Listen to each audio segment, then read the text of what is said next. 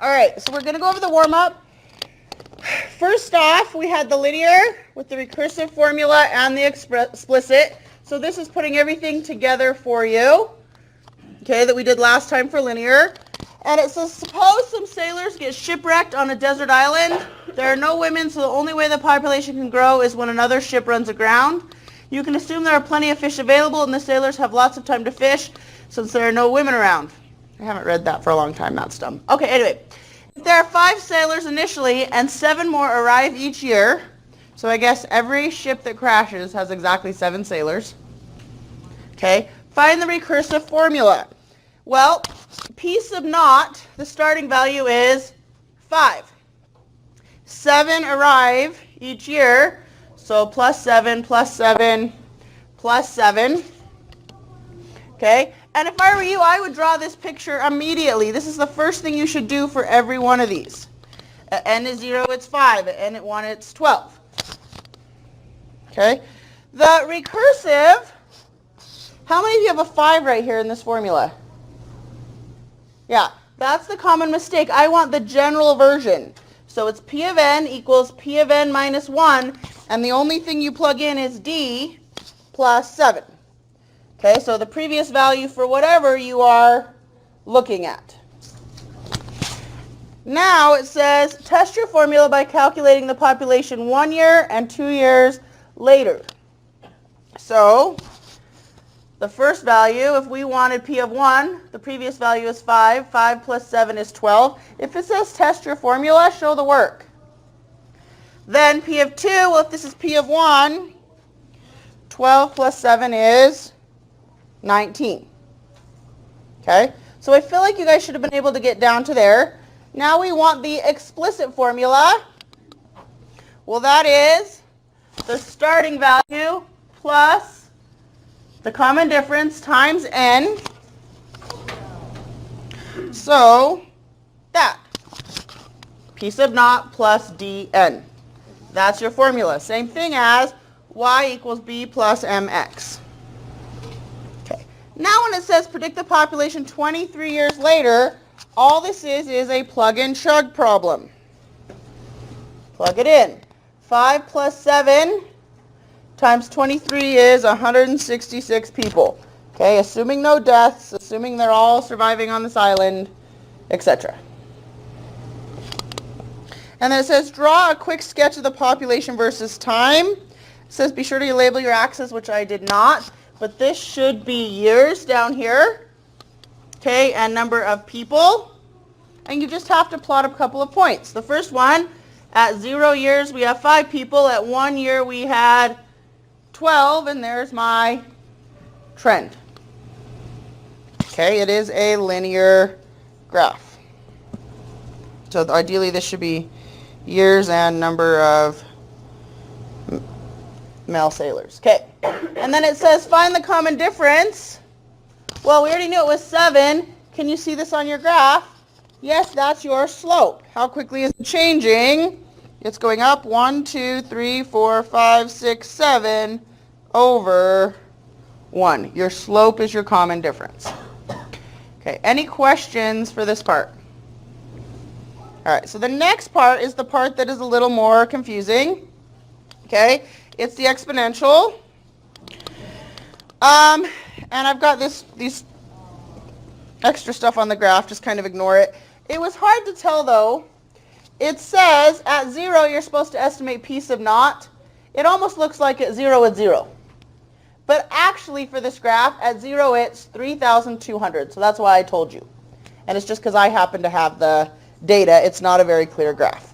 There's no way I would expect you to get 3,200 from this graph. Okay? All right. It says let the year be 400 and n be 0. Use the graph to estimate the population. Well, I had to show you that.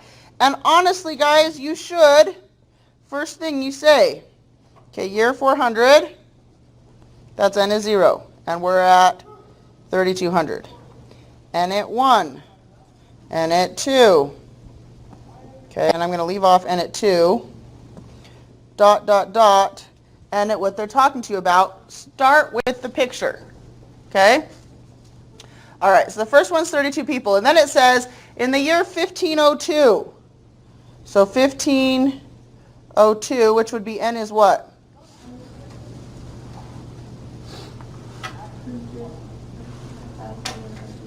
Yeah, 1102. 1502 minus the initial 400, it has gone up by 1,102. Okay, and they tell you that is now 160,000. Okay, draw the picture on these so you can see it. Just my advice. Now it says, substitute these values into the explicit formula for exponential growth. Well, here's my formula right here. We knew our starting value. Do we know the rate yet? No, and we don't know n. So this would be my explicit formula, except for it's missing the rate. So then it says, next step, find the common ratio and rate of growth. You really needed this. This one should have been before this one, because this is not a full explicit formula other than they were just saying plug it in. So here's the deal. We're going to plug it in. Okay? So we're going to plug in the year that we know. We know it's starting at 3,200, and after 1,102 years, we have 160,000 people. To find R, we are going to solve. So like I said before, it's a number times something to a power. So you divide by the number. Okay?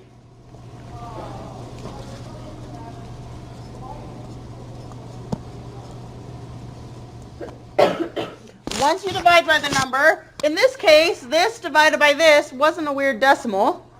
And you can use the weird decimals, but it was a nice number. It was just 50. So I didn't leave it as a fraction. If your head is down, put it up.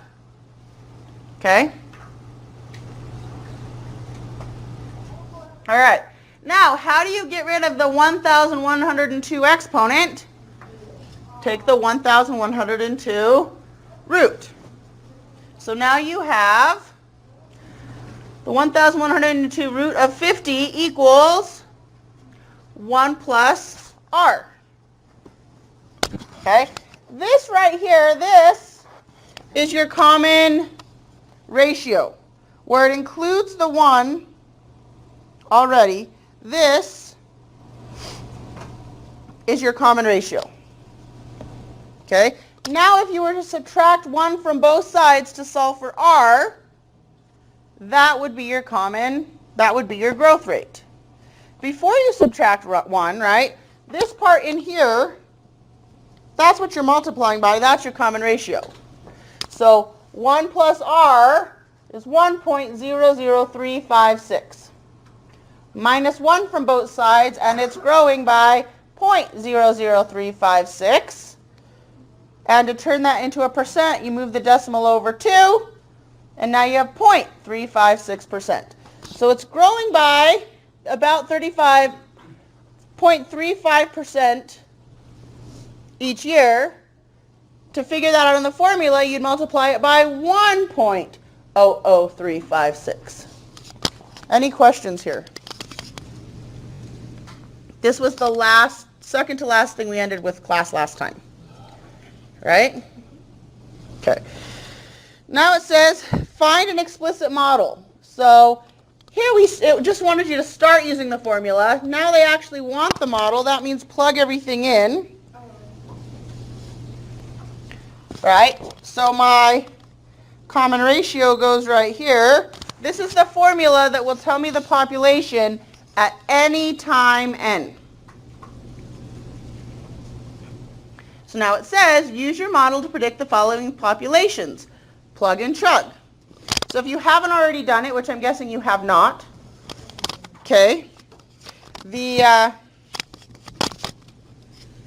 I'm going to pause. It's not that much bigger.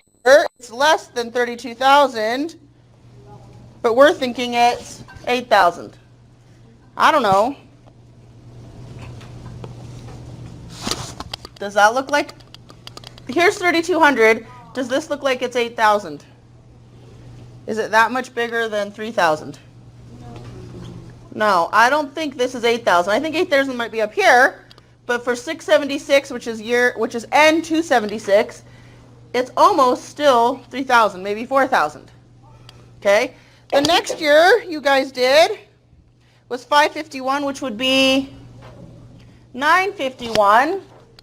Now this looks like maybe it's 10,000 or 12,000. And what do we think it is? We think it's 22. Okay? And then the last one, 827. Okay?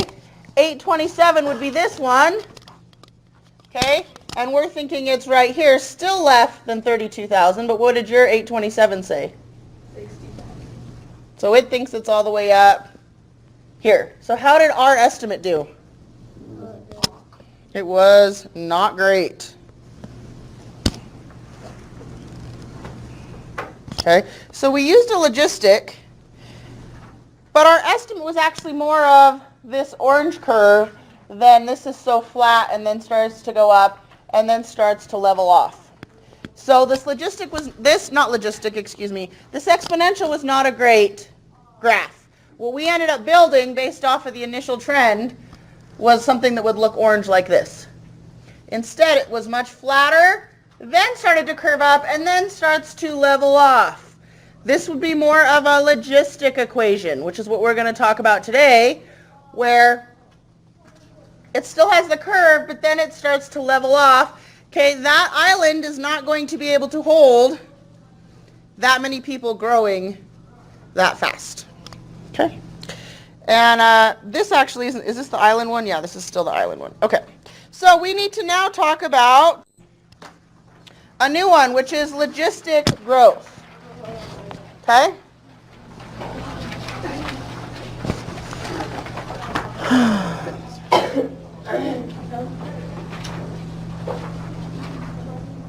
Now, I don't know why it says, does yours say linear and exponential here?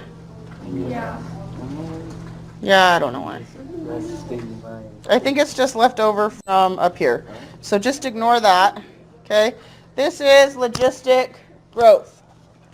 Okay, it says, well, I'm going to pause for a second. Let's talk about our objectives by the time we're done. Okay, first off, I wanted to review what we did last time. I think that objective is met. Next objective, determine whether a data or scenario is better to use by linear, exponential, and logistic. Okay? Identify growth rates, initial values, and points values verbally, graphically, and numerically. We started doing that here, right? We looked at the graph, we looked at the verbal, and then calculate recursive and explicit equations for all three, specifically logistic.